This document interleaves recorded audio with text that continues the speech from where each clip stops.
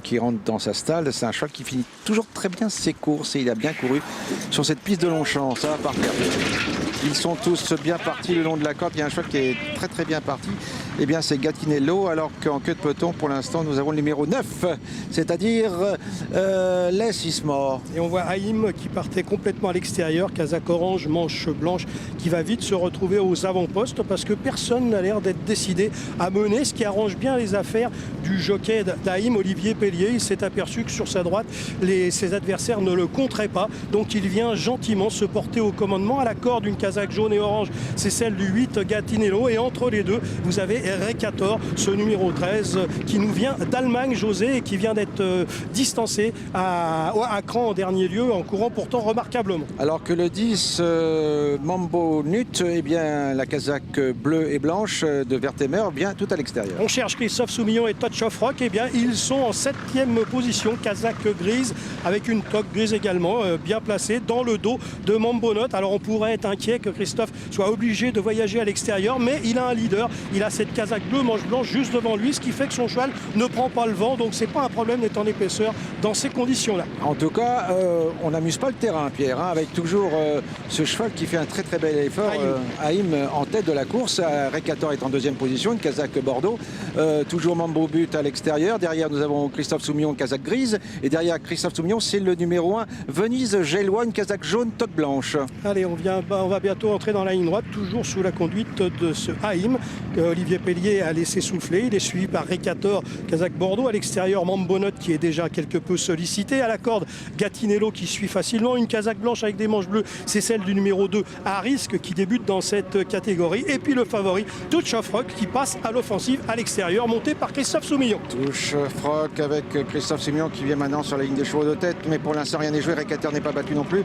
Alors qu'on vient vite à l'extérieur avec un cheval, c'est Golden Shower. Allez, Haïm a toujours l'avantage à 200 mètres de l'arrivée. Touch of Rock est en train d'essayer de le rejoindre. Mambo Nut se défend bien. Gatinello finit très fort côté corde. Gatinello va peut-être s'embosser. Non, c'est Touch of Rock devant Gatinello, la 3e place pour le 10. Mambo Nut, la 4e place, va se jouer entre le 11 Golden Shower à l'extérieur et à la corde le numéro 7 Haïm qui menait depuis le départ. Et bien Christophe Soumillon et Touch of Rock trouve le succès après lequel il courait depuis un moment, mais ça a été juste, car le numéro 8 Gatinello lui a donné une très bonne réplique. La 3e place pour le 10 Mambo Nut, la 4e place, alors là c'est très pointu parce qu'à l'extérieur vous avez le numéro 11 Golden Shower, mais vous ne voyez pas côté corde le numéro 7 Haïm qui s'est très bien défendu, et ça va se jouer à peu de choses entre ces deux chevaux pour la 4e et 5e place. Et bien Touch of Rock a gagné son gros handicap, ce n'est que mérité, parce que depuis le temps qu'il tournait autour du pot, vous savez que les chevaux,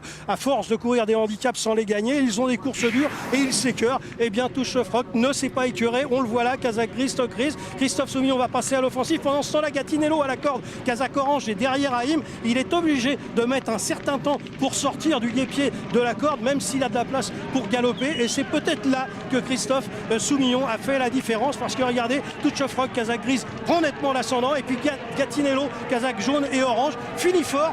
Côté corde, on a même l'impression qu'il va s'imposer, et puis dans la dernière foulée, eh bien Touch of Rock peut se permettre de faire la différence, mais ça a été véritablement très juste. Ce n'est que mérité, moi je trouve. Du grand Christophe Soumillon, hein. Oui, vous savez, Christophe a été mis à pied 15 jours, il a les dents longues, hein, parce que Christophe, il n'aime pas rester chez lui à ne rien faire. Sa vie, c'est à cheval, et il le prouve une nouvelle fois en portant Touch of Rock à la victoire. Mais Dieu que ce Gatinello lui a donné une bonne réponse, un Gatinello que Alain Bonin avait acheté à réclamer, et que depuis que Alain l'a acheté à réclamer, eh bien ce cheval ne cesse de courir de progrès en progrès, et il a bien failli aujourd'hui s'imposer. Il a fallu tomber sur un Christophe Soumillon déchaîné pour s'imposer, à un cheval entraîné par Carlos Lerner à Maison Lafitte. Et Carlos Lerner doit être soulagé, parce que depuis le temps qu'il me dit qu'il va gagner un gros handicap avec Touch of Rock, il doit être bien content de l'avoir enfin remporté aujourd'hui. Regardez, gros plan sur Christophe Soumillon qui gagne vraiment tout à la fin, c'est les derniers coups de rein, c'est ça qui est formidable. Il a acheté un coup d'œil quand même sur sa droite, parce qu'il était quand même sans doute